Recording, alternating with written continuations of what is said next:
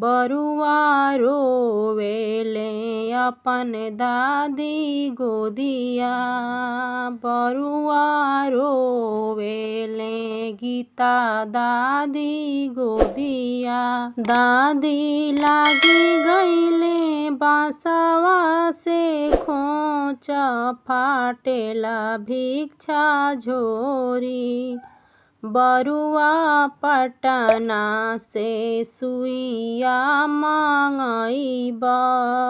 बरुआ हाजीपुर से सुइया मांगईबा। बरुआ हमही सियब भिक्षा झोरी, हमही देहब भिक्षा। बरुआ हमही सियब भिक्षा झोरी, हमही देहब भिक्षा। बरुआ रोवेले बड़िया माँ गोदिया।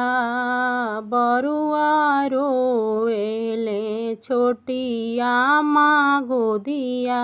आमा लागी गईले बांसवा से खोंच, फाटेला भिक्षा झोरी। बरुआ यारे राज से सुइया मांगईबा। बरुआ यारे राज से धागवा मांगईबा।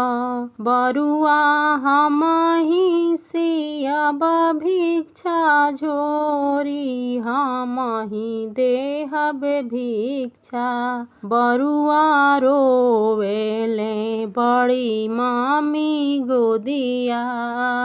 बरुआ रोवेले आमा के गोदिया। बरुआ रोवेले चाची के गोदिया। चाची लागी गईले बांसवा से खोंच, फाटेला भिक्षा झोरी। बरुआ छपरा से सुइया मांगईबा।